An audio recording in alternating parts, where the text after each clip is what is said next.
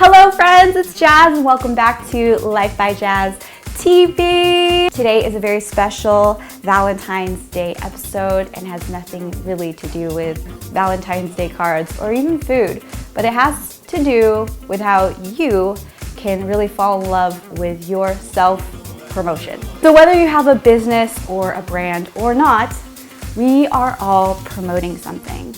And in today's digital world, social media is so important for personal branding and how you showcase who you are to the world. So in this video, I wanted to call out a bunch of negative crap around self-promotion so that you guys can feel super empowered to share your God-given talents with the world and most importantly, impact people's lives. First of all, we all struggle with this idea of self-promotion at some point or another. And it is actually not for a lot of the reasons that might pop up into your head. You're probably thinking self-promotion is really egotistical, or self-promotion is cheesy, it's salesy, self-promotion is really annoying, or self-promotion is just not me.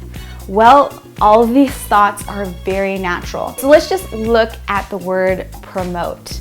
Google defines promote as to further the progress of something. And that could be a cause, venture, aim, and in this case, yourself. So if you really think about it, there's nothing wrong with furthering the progress of yourself. So how is this any different than self-love and self-care?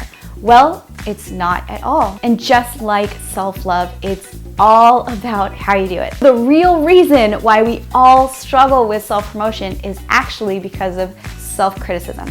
And I actually just did a video on self-criticism. You can check it out right here. Self-criticism is that nagging voice in your head that's telling you you're not good enough, and also telling you when you self-promote that you are these things.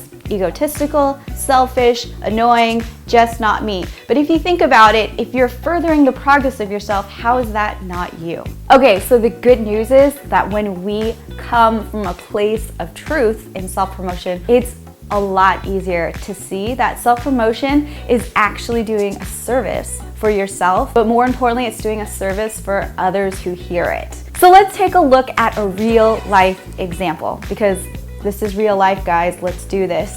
Go ahead and remember the last time that you bought something that absolutely changed your life. Maybe it was an ice cream cleanse from Kippy's. Yes, they have ice cream cleanses here in Venice Beach. Or maybe it was a haircut that you got and you felt like $1,000,000. I know that I always feel that way when I go into my hairdresser, and she definitely changed my life. Or maybe it's something that you didn't buy, but you consumed, whether it was an article that you read or a YouTube video that you watched that really changed your life. Now, imagine if that person on the other side decided not to talk about it, not to share their product, not to tell anyone about their services, and to keep quiet and not create videos or write blogs that inspired you. Self-promotion doesn't sound so egotistical, cheesy, selfish, or annoying anymore. And that's because the people who actually really want to hear it are stoked to hear it. And that, my friend, is the heart of self-promotion and really the mentality or life hack, you might say, that is going to get you through and past self-criticism in order to really serve the people that you're meant to serve. This is what I personally use all the time when I struggle with self-promotion, and it's a great way to get yourself to fall in love with it again. Because trust me, when you're actually being effective with self-promoting, you're gonna feel a little uncomfortable. You might feel a little bit like a broken record, but it's all about consistency and really dedicating your message to your ideal customer. It's a constant practice. So whenever I have trouble with self-promotion, I ask myself this thing: am I focusing on myself or am I focusing on my ideal customer? Marie Forleo has a really powerful quote that I always go back to when I struggle with this idea of self-promotion. She says, attention is like a flashlight. When you shine your light on others, you lose sight of your own fear. And it's so true. Anytime I feel that icky feeling of fear in my stomach when I'm about to self-promote, I always ask myself, how can I put more attention on the people that I want to reach and my ideal customer. So I'd love to know, is self-promotion something you guys struggle with, and what are the things in your life that you want to promote, that you want to get out there, the talents that you want to share with the world? Please leave some comments below. I would love to see what kind of amazing talent we have in this community. And if you have any questions, please feel free to also ask them below. Thank you guys so much for watching. Make sure to head on over to my website, lifebyjazz.com, where there'll be a full blog post about this, a little bit more about my personal experiences struggling with self-promotion and how I've dealt with that.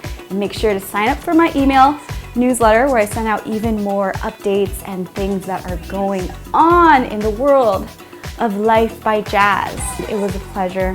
Have a beautiful, loving-filled Valentine's Day weekend. Peace out. Because trust me, when you're actually being effective with self-promoting, you're gonna feel a little uncomfortable. You might feel a little bit like a broken record, but it's all about consistency and really dedicating your message to your ideal customer. But here is God's way of reminding us all that you cannot control everything.